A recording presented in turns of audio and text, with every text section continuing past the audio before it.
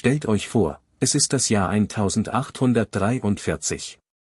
In den meisten Häusern brennt noch Kerzenlicht, die erste Glühbirne ist Jahrzehnte entfernt, und eine Frau sitzt an ihrem Schreibtisch und schreibt etwas, das die gesamte Menschheit für immer verändern wird.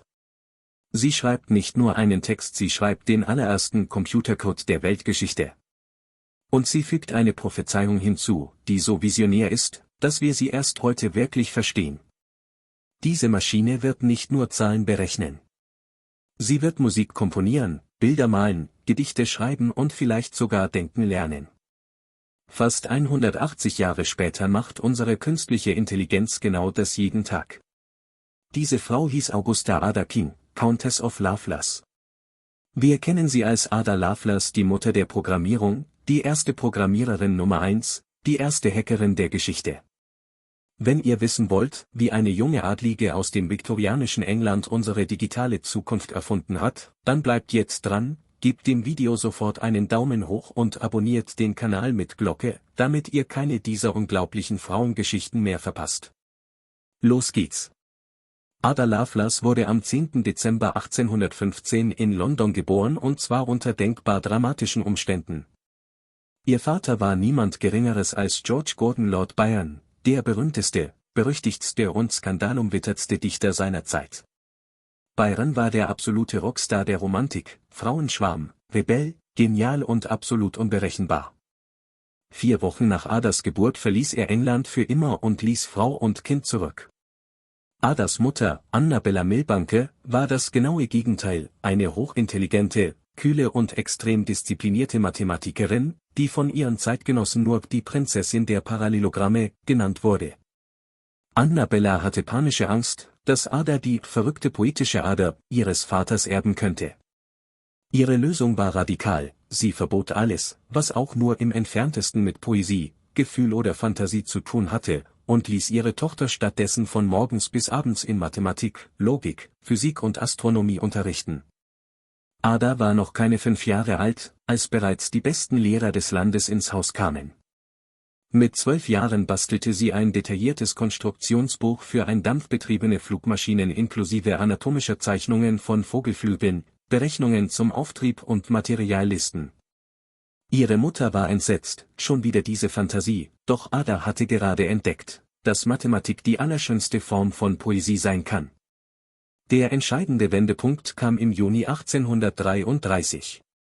Ada war gerade 17 geworden und wurde von ihrer Mutter auf eine Abendgesellschaft mitgenommen. Dort stand ein seltsames, riesiges Messingungetüm, die Difference Engine, von Charles Babbage, ein mechanischer Superrechner, der komplizierte Tabellen völlig fehlerfrei berechnen konnte. Der Erfinder, Charles Babbage, war ein exzentrischer, genialer und ziemlich streitlustiger Professor. Als die meisten Gäste nach 10 Minuten gelangweilt weitergingen, blieb Ada stundenlang stehen und stellte Fragen über Fragen. Babbage war baff, noch nie hatte jemand, schon gar keine junge Frau, seine Maschine so schnell und so tief verstanden. Die beiden wurden Freunde fürs Leben. Babbage nannte sie später die Zauberin der Zahlen. Ein paar Jahre später arbeitete Babbage an einem noch viel größeren Traum, der Analytical Engine. Diese Maschine sollte nicht nur eine einzige Aufgabe erledigen können, sondern programmierbar sein mit Lochkarten, Speicher, Prozessor, Schleifen, Unterprogrammen, kurz, sie war der allererste echte Computerentwurf der Geschichte. 1842 schrieb ein italienischer Ingenieur namens Luigi Menabrea einen französischen Artikel über die Analytical Engine. Babbage bat Ada, den Text ins Englische zu übersetzen. Ada sagte zu und machte aus einer einfachen Übersetzung ein Meisterwerk.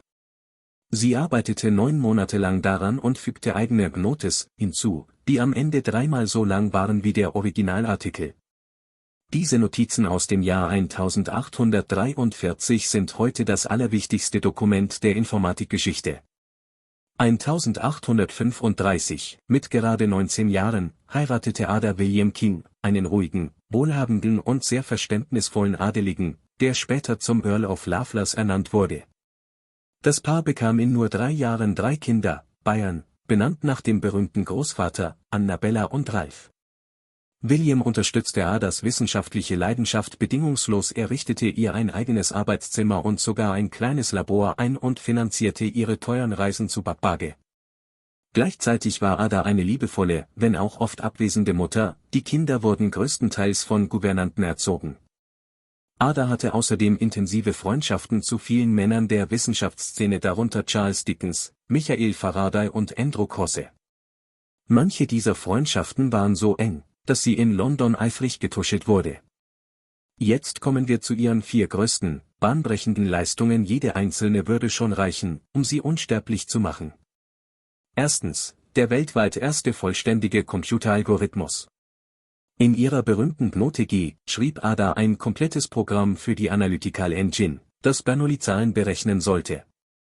Es enthält Schleifen, Unterprogramme, Kommentare, alles, was wir heute in jeder Programmiersprache finden. Fachleute sind sich einig, dies ist das älteste erhaltene Computerprogramm der Welt. Ada Lovelace ist damit offiziell die erste Programmiererin der Geschichte. Zweitens, die Vision der Universalmaschine. Babbage sah seine Engine nur als Supertaschenrechner. Ada ging viel weiter. Sie schrieb wörtlich, die Analytical Engine wiebt algebraische Muster genau wie der Jacquard-Webstuhl Blumen und Blätter wiebt. Sie erkannte als erste, dass eine Maschine nicht nur Zahlen, sondern jede Art von Symbolen verarbeiten kann, Töne, Bilder, Texte. Damit erfand sie die Idee des Multimedia-Computers. Drittens, die Geburtsstunde der KI-Debatte.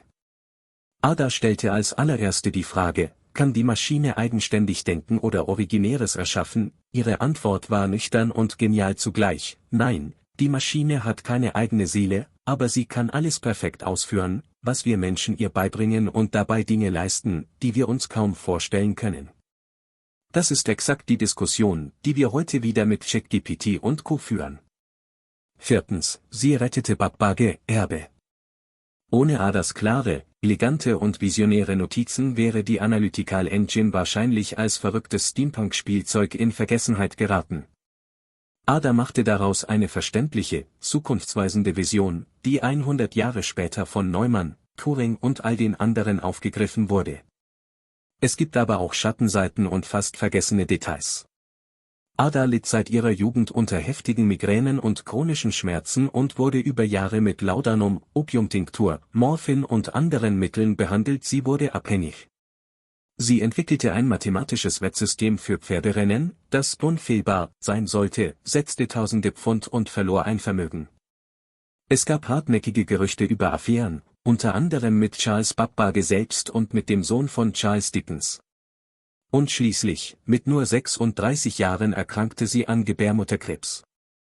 Die Ärzte behandelten sie mit Adalas, noch mehr Opiaten und experimentellen Mitteln. Sie litt monatelang unsäglichen Qualen und starb am 27. November 1852.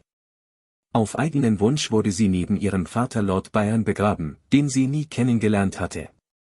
Fast 90 Jahre lang geriet Ada Lovelace in Vergessenheit, bis Alan Turing in den 1940er Jahren ihre Notizen wiederentdeckte und sagte, sie hat schon alles gesehen.